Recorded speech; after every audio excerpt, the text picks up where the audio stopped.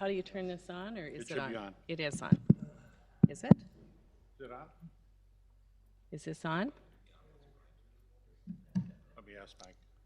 It doesn't feel like it's on.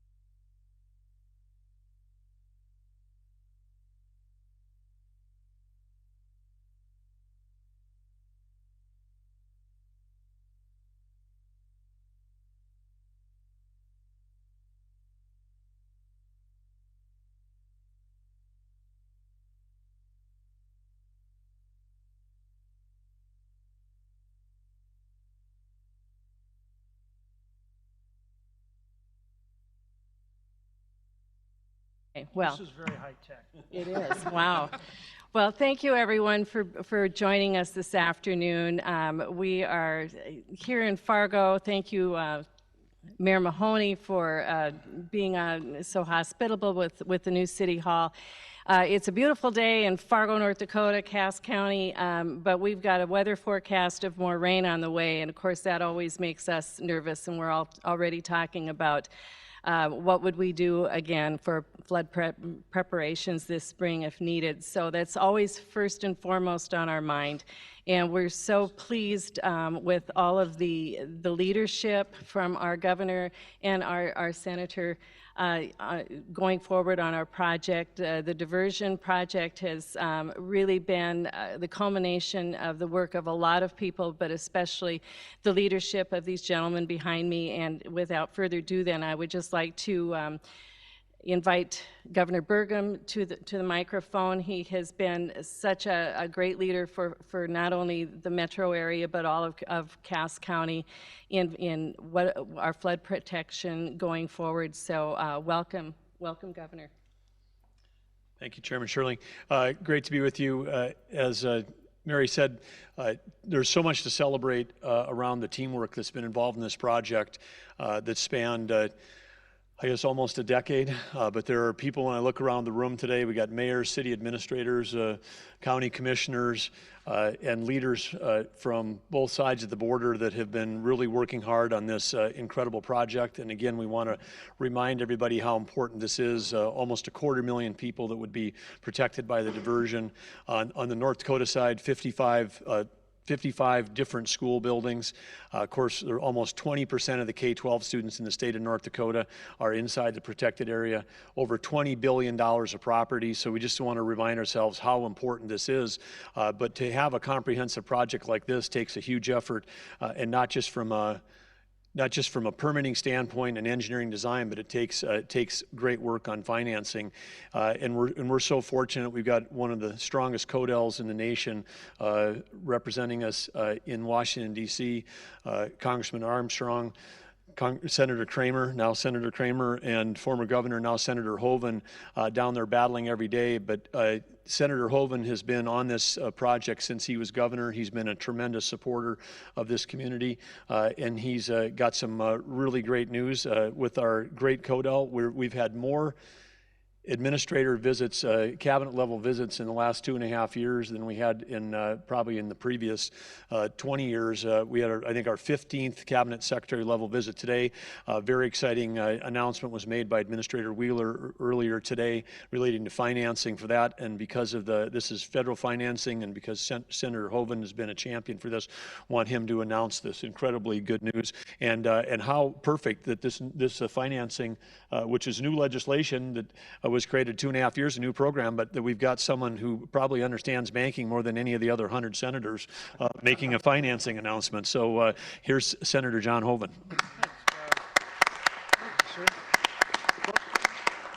Thanks, Governor. Thanks for your incredible leadership on permanent flood protection for the Red River Valley, and putting together the working group with Governor Dayton really got this thing going again. So I mean, your leadership is moving this thing forward, and that's the kind of vision you have.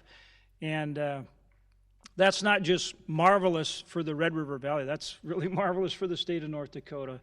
And so I can't thank you enough for it.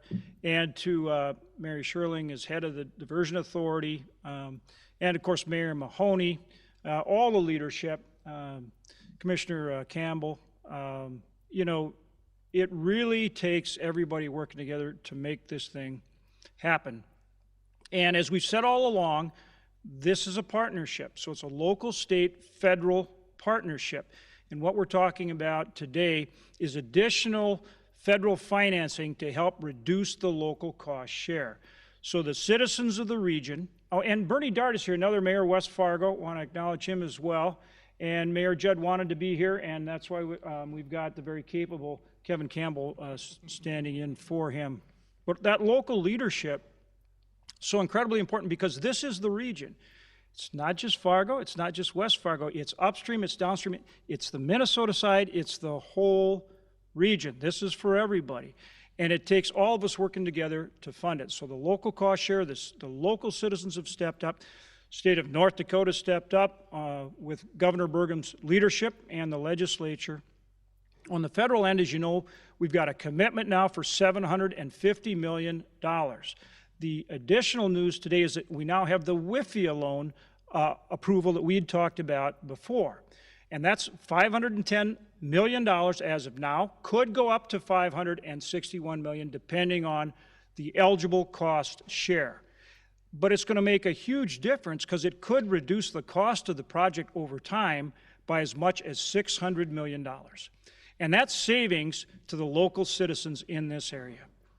So that doesn't even take into account that we're going to build the project faster, which is going to reduce the cost, and we're not going to have to fight floods in the future because we have that infrastructure in place sooner.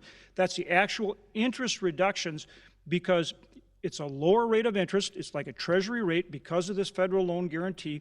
Also, it's a 40-year loan, so it's a long period of time. You can build it rapidly, pay it back over time, and you only draw the dollars down as you need them. So you don't have to draw the whole loan up front. You just draw money as you need it. That saves costs. So this is all about reducing the local cost share with low interest rate financing and a loan guarantee. We had to appropriate the money through the Appropriations Committee to get it. The way the application works is it's submitted by the Diversion Authority to the EPA.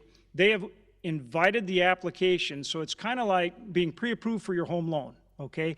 Now we go through the actual paperwork to get it done. Pretty exciting stuff. Big step forward today. And again, it doesn't happen without the leadership of the Diversion Authority, the local mayors, and our really fantastic governor. We're here today, we're going to talk about next steps. It's not just now this loan guarantee and low interest rate financing. We've also now set up in the legislation through the Appropriations Committee an alternative financing account, which is $100 million in addition to the project account for the Corps. So again, we're also working on additional federal financing as well. So with that, I'll wrap up right there.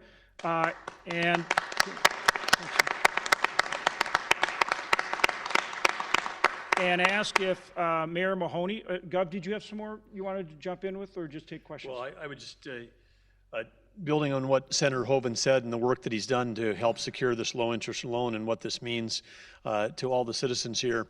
The other thing which Senator Hoeven well understands is that the federal government, which is the primary provider of flood insurance, we have at a national level a non-actuarially sound flood insurance program.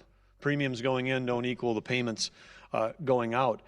So there's two things that you do to fix that. One is you adjust the flood maps to make sure that they match the reality, and with new technologies like LIDAR you can do that. And what we know what that means for the area around here is that virtually every part of our metro area is going to be in a future floodplain map, which means that people without the diversion coming, if you raise the flood levels, and then you also raise the rates. Those are the two things. You raise the maps, which brings more people into your insurance pool. Then you raise the rates. That's the way you get something back to be actuarially sound.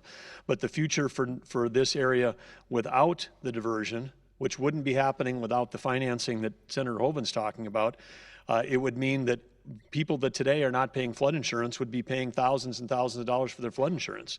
So not only are we saving taxpayers because of this treasury rate, long-term, highly flexible loan that Senator Hoeven described, we're also going to be saving money when we build a diversion because people are going to be avoiding tens of thousands of homes are not going to have to pay anywhere between, $1,500 to $5,000 of flood insurance costs annually, which has been estimated that there could be $30 to $50 million a year coming out of the pockets of people in this community if we don't have flood protection. So this is fantastic news today, and I want to join the chorus of thanking Senator Hoeven for helping get this federal financing secured, because this is a great day for the citizens of the region, and not often you can have a administrator, cabinet level person come to North Dakota and make a little announcement that takes 5 minutes that saves our citizens hundreds of millions of dollars. But that's what happened today, and it's a big deal, and it's going to help us move this thing forward. And I know from a state standpoint, the state has increased its support,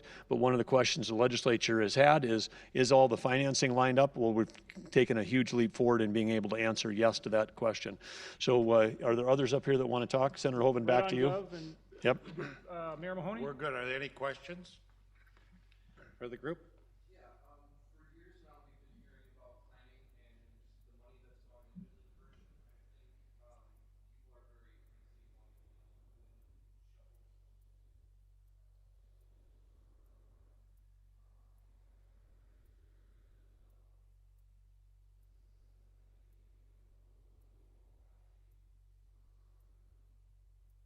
are very Or you want Joel to Mary? answer that? Well, you know what, we are actually moving dirt now, so this is, it took a while to get the water out of the big hole we have dug south of town, but we actually are moving forward.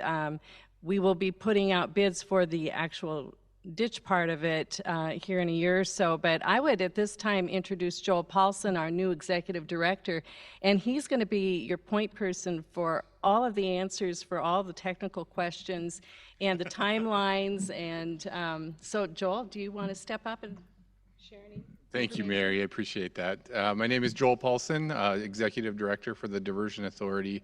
And just to tag on to what Mary had mentioned, we just will be anticipating releasing a contract for the wild rice control structure. That will begin construction next spring. She mentioned we're currently in the process of constructing the inlet structure as well.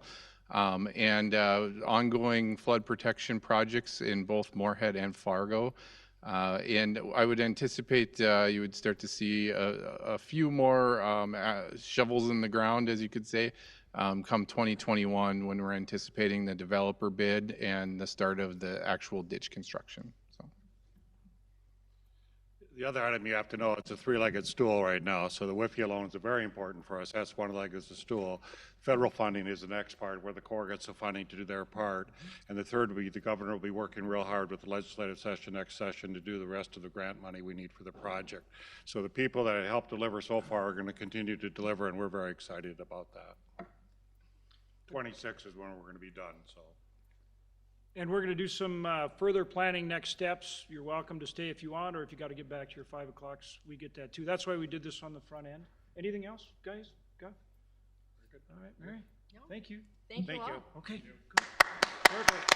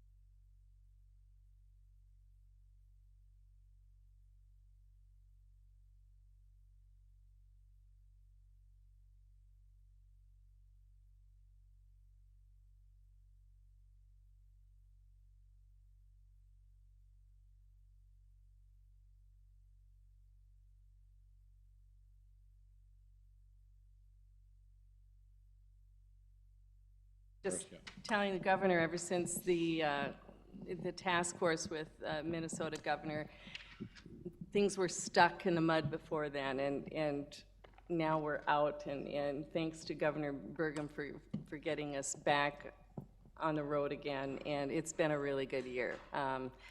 You know, we've got the Minnesota permit, we had our injunction lifted on the North Dakota side, we had more federal funding appropriated to us.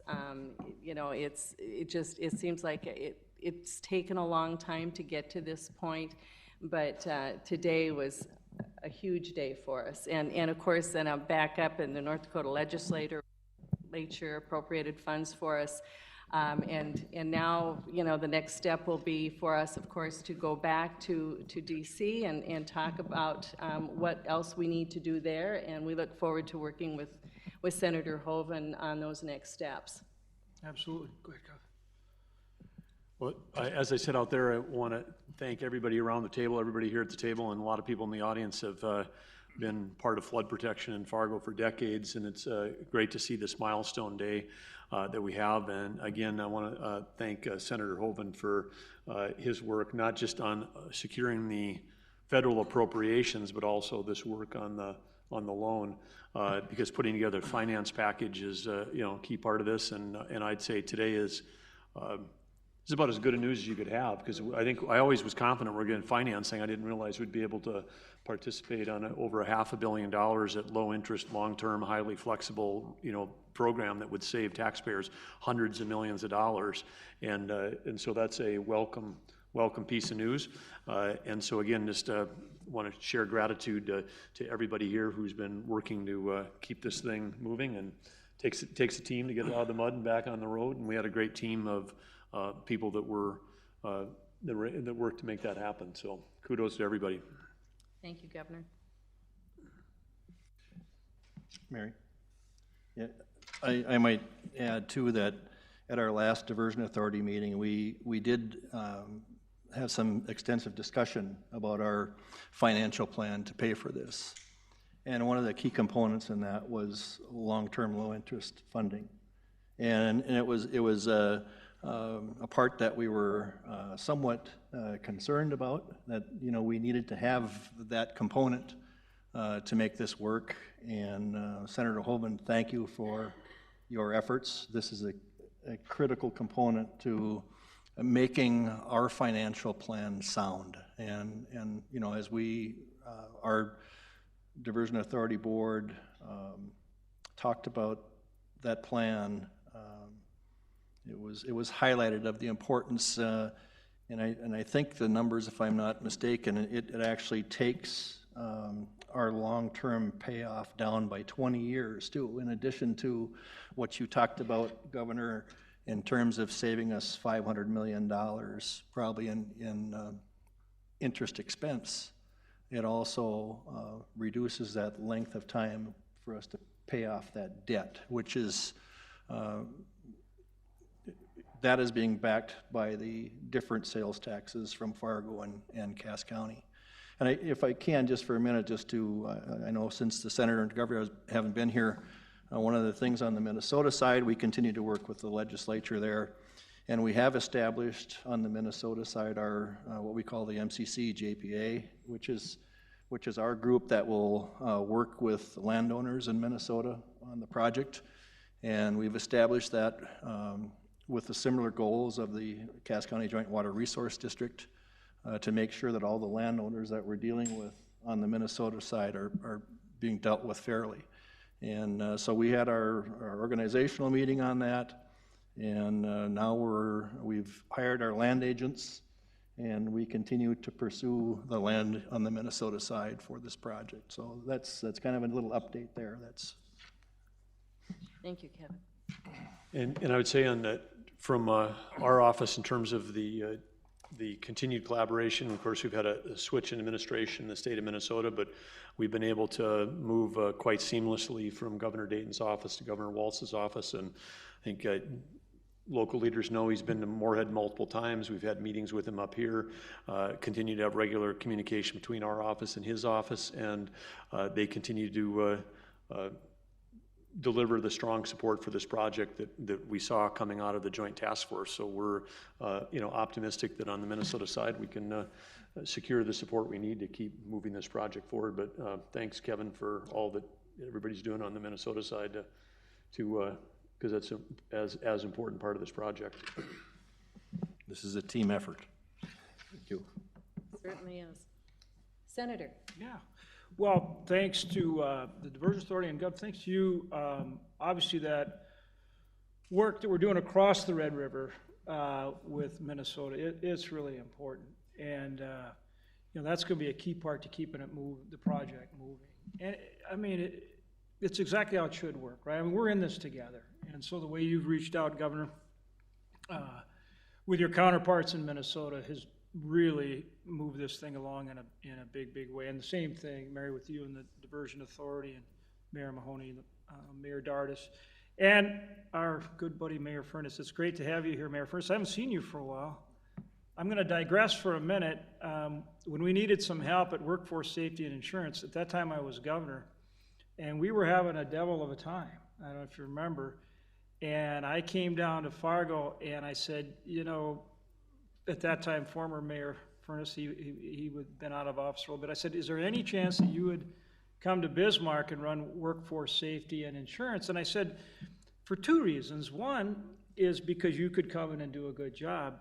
But that's not the most important reason. The most important reason is because you have the credibility with the media statewide to tell people what you're doing at a time when that was a big part of the problem, is understanding, what was going on at workforce safety and insurance and sorting through some of the issues between management and labor and all that statewide. And Bruce had the ability, because of this job where there's so much communication required as a mayor, and because of the credibility that he had built up over many years in the office, that he came in and, knock on wood, Gov, because it's under your bailiwick now, but it's been pretty much smooth sailing. It's been pretty much smooth sailing since. Brian Klipfel's in there, former head of the Highway Patrol, doing a beautiful job, and you've done obviously a great job continuing it. But it goes back to Mayor Furness. And so when I talk about the local leadership, that's what I mean. Things just don't move without great local leadership. And this region's really fortunate to have great local leadership. What I'd hope we could touch on today are kind of some of the next steps. This stuff really is complicated, and so we need to be planning and working together carefully, because everything changes kind of as we go. And so to keep things on track, we've kind of got to keep planning and adjust as they do. For example, on this WIFIA funding, so on April 16th, we had a meeting, not here, but in the old City Hall, and we talked about getting the WIFIA funding. And so I had included in appropriations bills, which we passed, that stood up another WIFIA program. So you have EPA WIFIA and you have core WIFIA. And so we passed legislation and included funding, so they both have WIFIA programs. But we're actually going to use the EPA WIFIA program because it's of the cost advantages we get with it. But the core pressing and supporting us using it is key to getting approval. So EPA will announce Thursday or sometime this week a whole list of programs, something like 51 programs. Obviously, because the administrator's here, he talked to us about it. That's great. We appreciate it. But the key is, between getting funding for both programs and the core's push behind EPA, we got approved, and it's a large amount. I mean, a lot of the projects aren't nearly this amount. So that's very exciting, but the point is, it is as we go, we're adjusting. So now we need to talk about next steps, not only for the WIFIA funding, but also kind of where we're at in terms of the federal funding, because now we're actually looking at 3 different pots. We've got the P3, we've got the alternative financing, and we've got the project account. I can't tell you for sure today which one we'll use. I can tell you we'll use one of them, but we need to be planning in terms of what it is you're looking to construct and when and how fast, so that we can make sure that we've got at least the federal funds coming in accordingly. You all, and then of course the Gov, are working on the state and the local match. But maybe, we would have John or somebody start out, or Joel, whoever should, and just kind of walk through next steps on the loan application, and then let's get into the work this year and how you need to draw down the funding so we can hopefully keep it coming in time to meet that schedule. Senator, can I just say one thing about the nimbleness of our leadership here?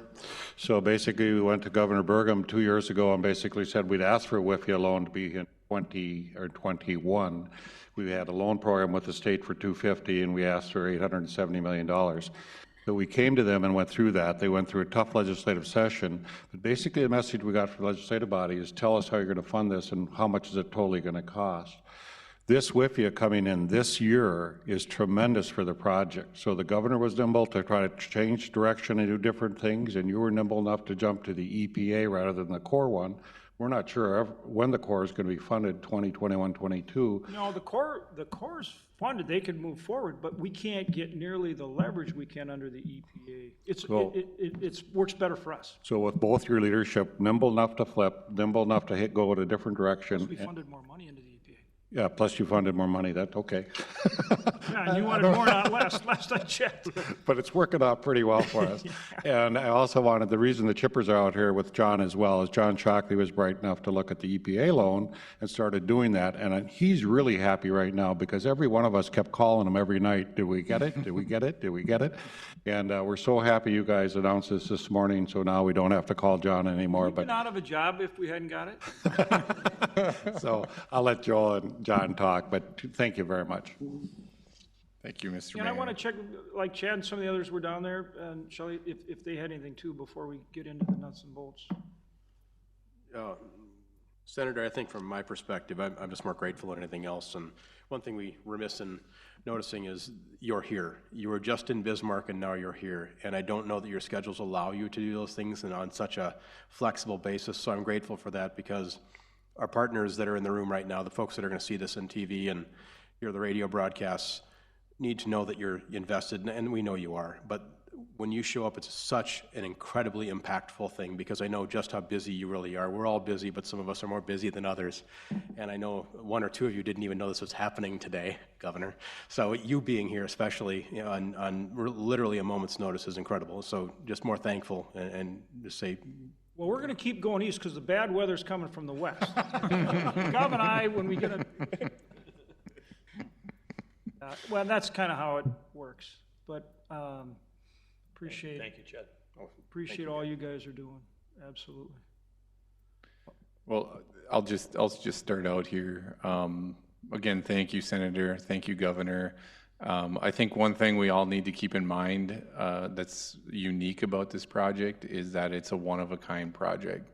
The funding plan for this project and what we hope to accomplish is not being done anywhere else in the country.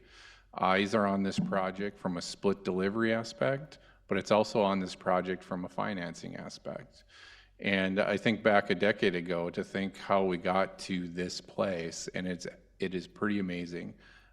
We're implementing innovative project delivery, we're implementing innovative financing, and you don't get to this point without the collaboration of local, state, and federal sources.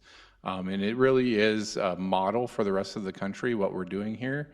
And so I thank you, Senator, from the federal perspective and everything you've done to help to bring those innovative aspects to this project.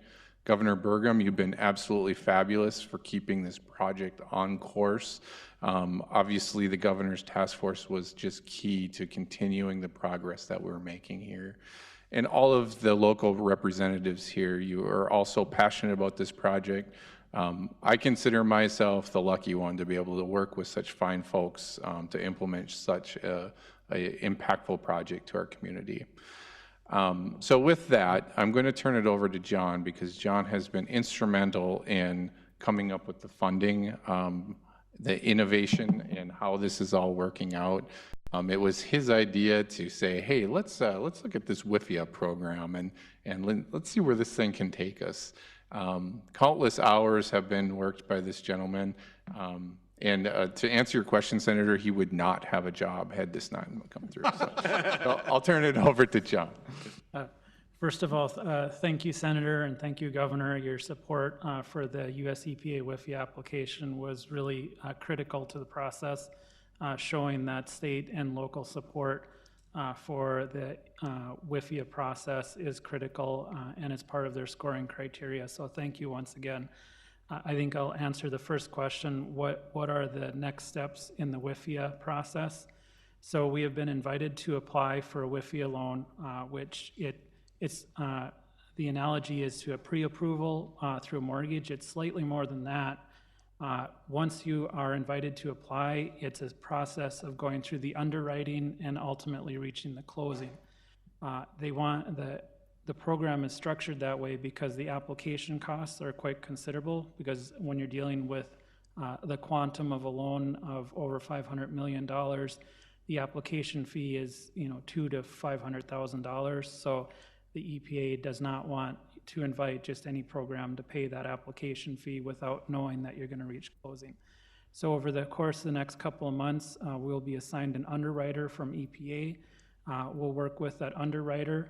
We'll have to go to a ratings agency and obtain a rating for the financing for the project. What's that going to be? The rating? It has to, under the EPA program, it has to be Better than triple B. What's yours going to be? and I wish Kent Costner was here, but I believe the city of Fargo is AA right now, and so it'll be very close to the city of Fargo and the city of Cass County. Just below. That's great. And so that was really critical in the EPA does not want to underwrite any type of project that doesn't meet that minimum requirement of BBB, as the senator had indicated.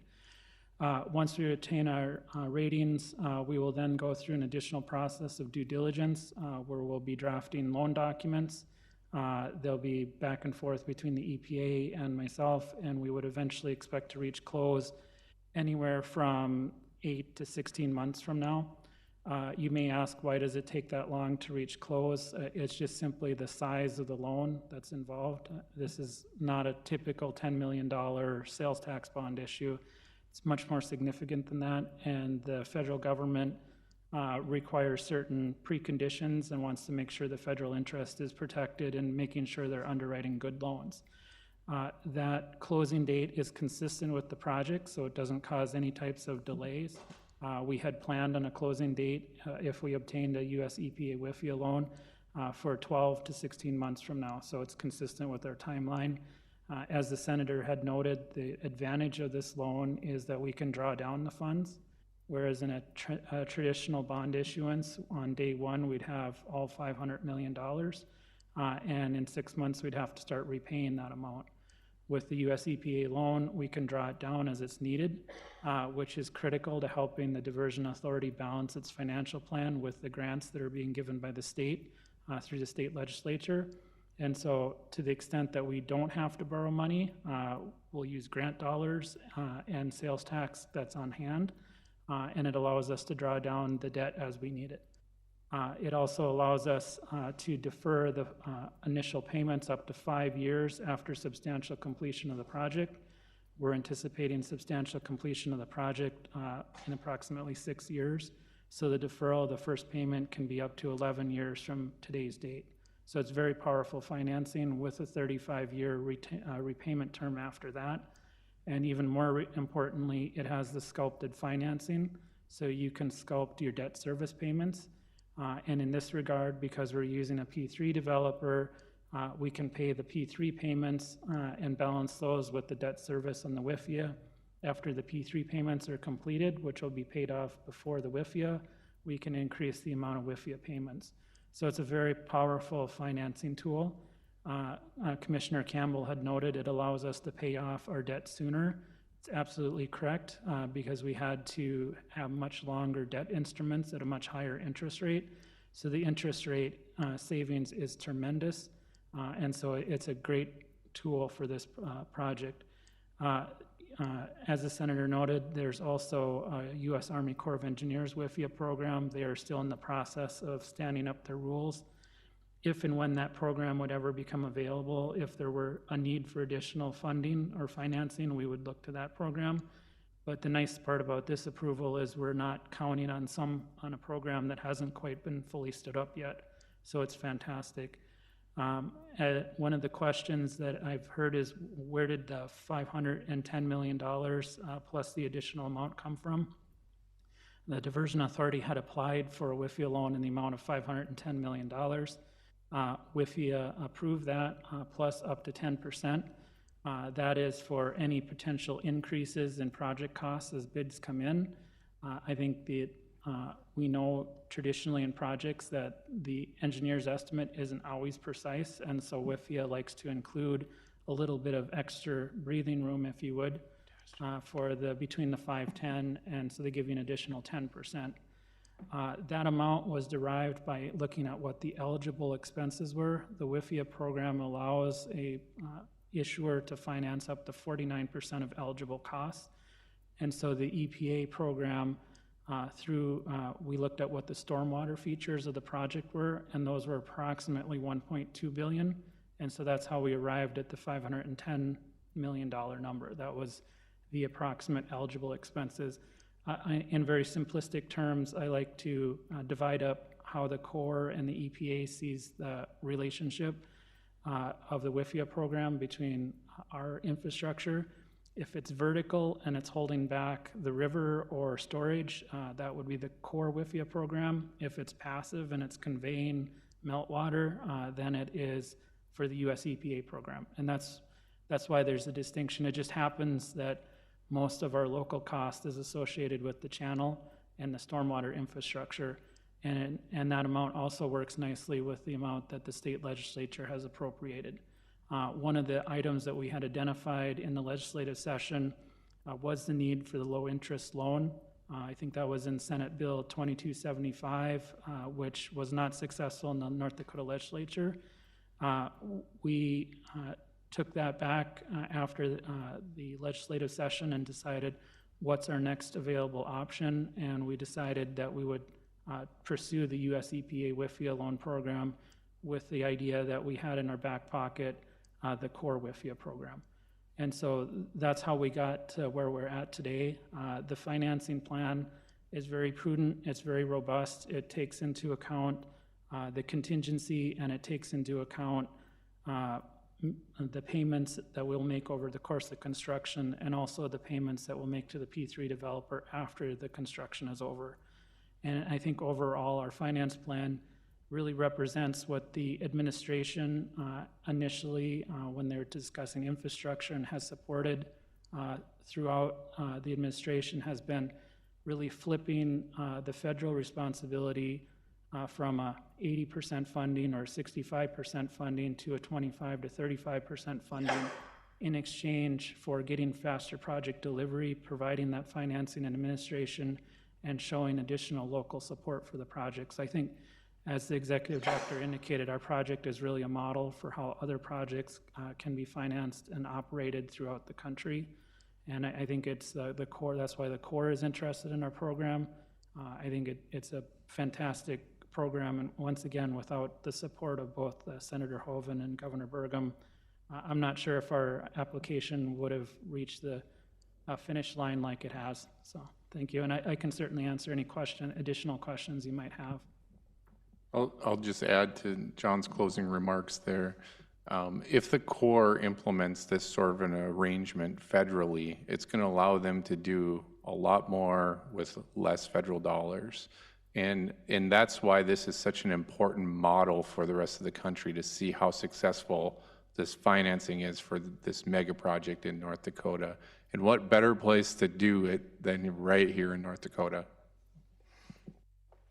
Well, that's one of the interesting things that, and why we need to keep planning for next steps, because, John, you just described the EPA works because it can follow the channel work, which is the local cost share.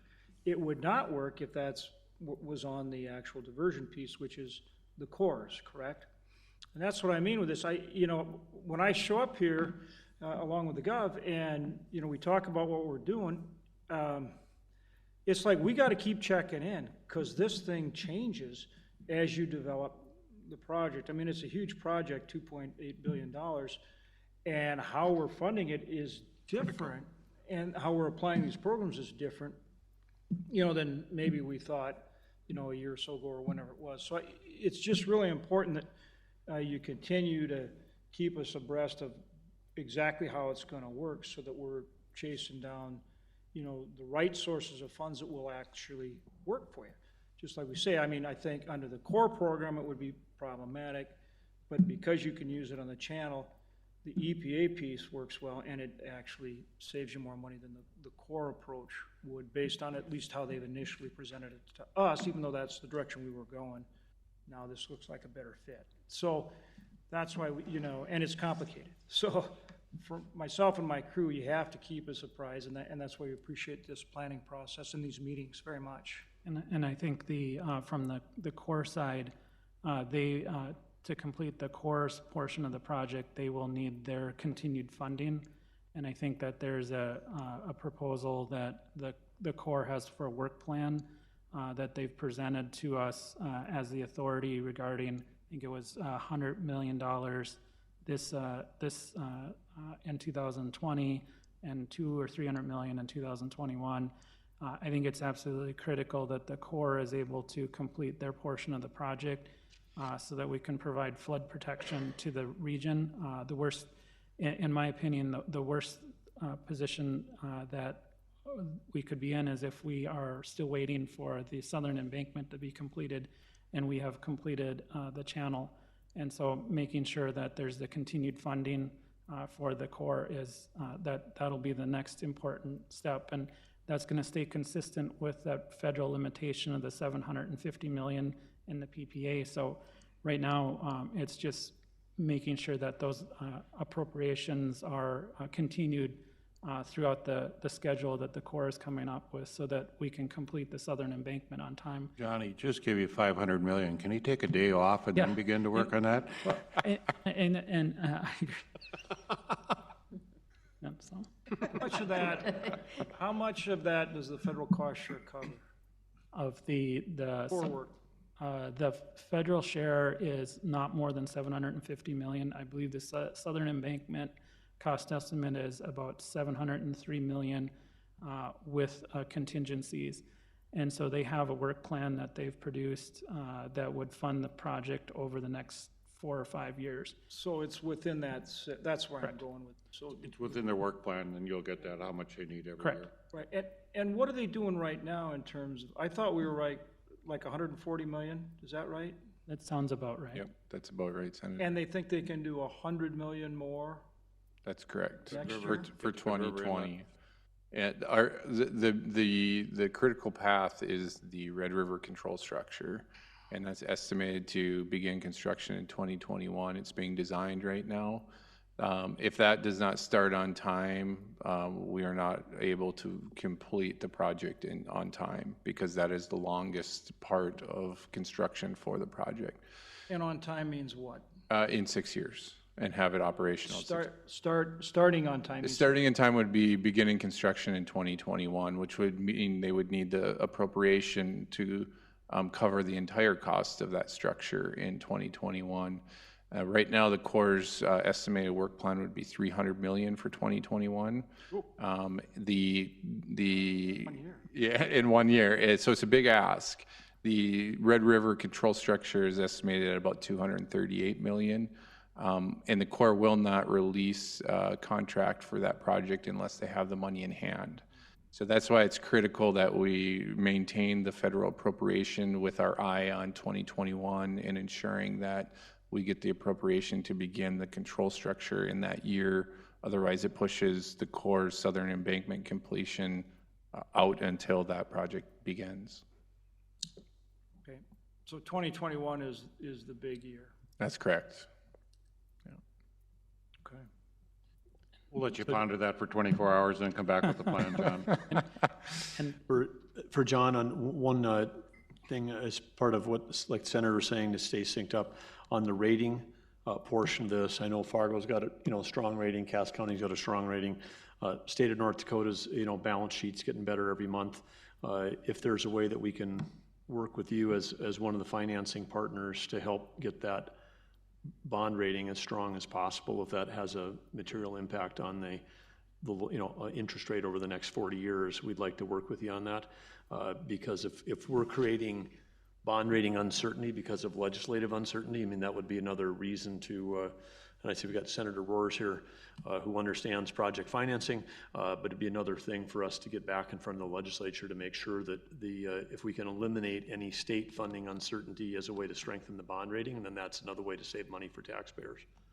We'd probably like to meet with you, Governor, and your staff to talk about that, because things have flipped with this WIFI loan, so there's a lot of different options we could talk about, and that's fantastic if the state helps us out with those loan guarantees, so that really does our bond rating better and a better rate. And then if Senator Hoeven can make sure to keep the interest rates down over the next 2 years, that would help us as well. So small assignments, but it'd really be helpful. But we'd love to sit down and talk to you, because some things have modified now with this loan. That's a good point on the rates. So does that affect your drawdown? No, the great thing about WIFIA loan is once we close, that locks in the interest rate. That's what I thought. See, that's part of the big deal about this, is rates are really low right now. So you want to keep moving. Yes, I can't say enough how thankful I am for all of your efforts. You're saying timing's everything, you know? This is a really big moment for the project. It saves so much money for local taxpayers. I just personally can't thank you guys enough for the support that you've had throughout this process. It was absolutely critical to getting it done. Is there anything else we should be talking about? You know, and Gov, you may have something on the state end, but as far as the approvals, because one of the things, you know, is we're appropriating back there, and I have to deal with OMB and Corps, Army, and all these different guys, is they ask about, you know, any litigation or, you know, any of those issues as far as being able to proceed. Is there anything, and I know, you know, maybe you're ready to cover some of those bases or not, but is there anything else we should know in that regard as far as being able to do the work and proceed? So a great question. The judge back in April issued an order in the federal case permitting the construction of elements on the North Dakota side of the river as long as we comply with the Minnesota permitting requirements. The contested case hearing is on schedule on the Minnesota side, and we have to wait for that process to work itself out. I think that the scope of that appeal of the permit is very limited. There's two questions that were determined to be within the scope of the review. The first is for a legal standard of, do the two cities of Wolverton and Comstock even have standing to contest the permit? And the second was the diversion project, the plan B, was that a reasonable and prudent option for the diversion authority to accept? So given that came out of the governor's task force of Plan B, and it was also identified in the scoping documents for the environmental review, along with the determination of adequacy, we feel pretty comfortable that the contested case hearing is going to resolve itself. But it's a process. It takes some time, and there's not a lot that we can do to speed that up other than be prepared to litigate it, which we are. We're getting ready to litigate it. So. Will that affect construction on the North Dakota side? Another great question. It's not going to impact the diversion inlet, which is currently under construction right now. It is not going to impact the Wild Rice Inlet. And with regards to letting of the P3 contract, we had already programmed into the P3 schedule the contested case hearing. One of the considerations was whether or not the bidders would have questions about the contested case hearing and want to bid without knowing how that was resolved. And so we had programmed that into the schedule where we won't receive bids until after the contested case hearing is over. And so that was already programmed into the schedule.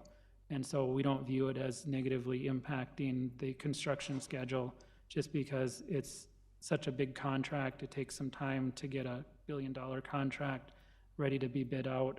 And then we had these other financing items that we needed to resolve to check the box, which WIFIA checks a big box. And so we're on schedule, both from a financing perspective, and the construction should proceed as we had planned.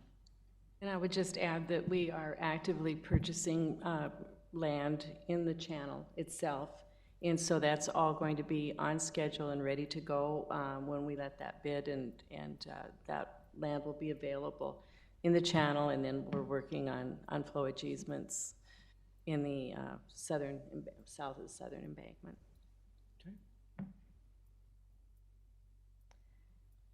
Anyone else want to add anything? Commissioner Wayland? Commissioner Carlson? Commissioner Campbell did a good job for Minnesota, so. Commissioner Steen? I'm good, thank you. I worked with John and Tony on the finance plan. I feel very comfortable with that. We've detailed it out quite, through the 5 or 10 year program we've got, so I feel very comfortable with that. And just add my kudos and thanks to the governor and the senator and everyone else involved. Thank you. Just so you know, he's a real conservative accountant, so if he likes it, it's pretty good. Mayor Dardis, did you have anything you'd like to add? I just have one comment. I've been involved in this in about 6-7 years now, and as a peripheral through the Chamber of Commerce. And one of the things that I'm saddened today by is that some of the other partners that aren't here, partners that have been instrumental, the Chamber of Commerce, the home builders, the list goes on and on. And as I see this collaboration and all this fine work that the Clay County and Cass County and the elected officials have done, it is amazing. Kevin said it best. It has been an absolute team effort. And to get to this point, Senator, Governor, thank you so much. And Mr. Paulson and I had the pleasure of serving on the joint governors. And there was no doubt in my mind after the second meeting with your leadership and how Governor Dayton had embraced this. And again, I haven't mentioned Delray Williams. She was instrumental. Maury Lanning was instrumental in getting Governor Dayton involved, as Delray was.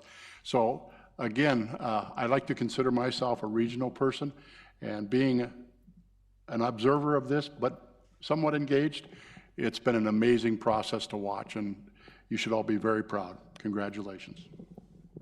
Thank you, Mayor.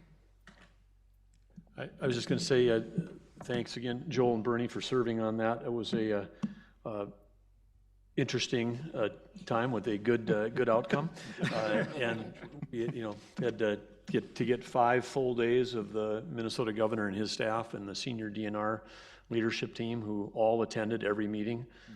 5 full days. I mean, that's quite remarkable.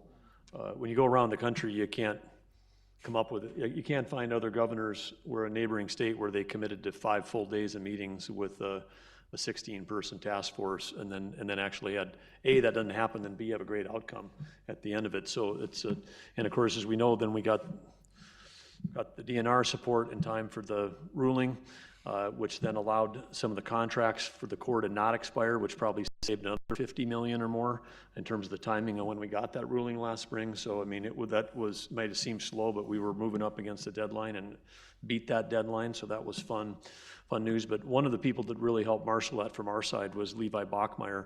And some of you may know that Levi had his last day on our team last Friday, and he had his first day as the business manager of West Fargo Public Schools on Monday.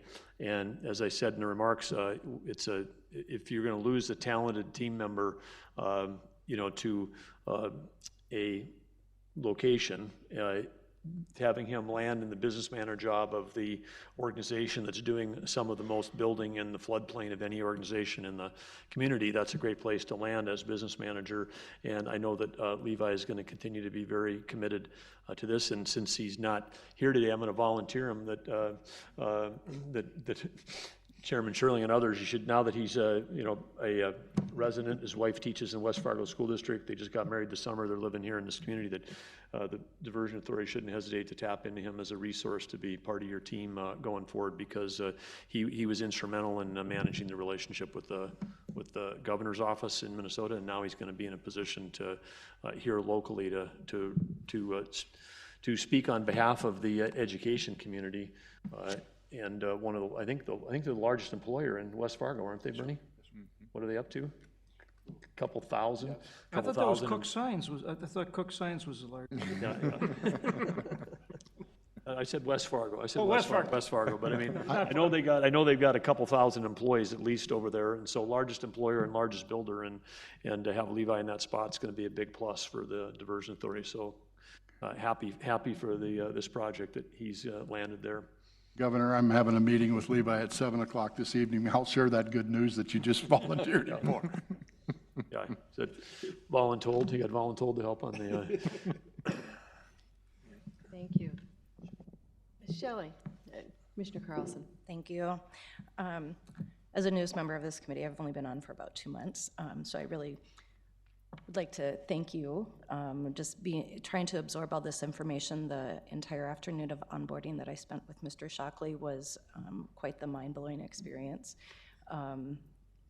Might have taken a few ibuprofen at the end of that meeting, but I do really appreciate, and it's astounding the amount of work that this board has put into this project and the amount of work that is going to still have to be done moving forward. But these are certain hurdles that certainly needed to be covered and achieved prior to a lot of this happening. So thank you so much, Senator. Thank you so much, Governor, and particularly all the members of the board. I'm absolutely thrilled to be part of this and to showcase the work that can happen between two states and a border community, which I think happens frequently in this community, and I am just very proud of being a part of this. So thank you very much. And I just want to go back again to say about Senator Hoeven, which is, you know, you work in an organization with 100 members, and I think a huge percentage I understand the need for lawyers, John, but surrounded by lawyers. We're fortunate that we've got a senator that's got a business background, he's got an MBA, he's got a banking, ran the bank in North Dakota so well when he did and understands this, because, I mean, I'm telling you, there are people in DC that could not even describe this financing package, less design when John's describing how perfect this is, and how it works for our project, to be like, wow, it's almost like a banker designed this.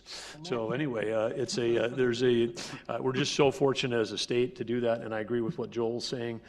Having been at the White House for infrastructure days where they invited governors, county commissioners, city leaders in and talk about the shift of where in the old days it was 80% Fed, 20% local, and political clout got the money.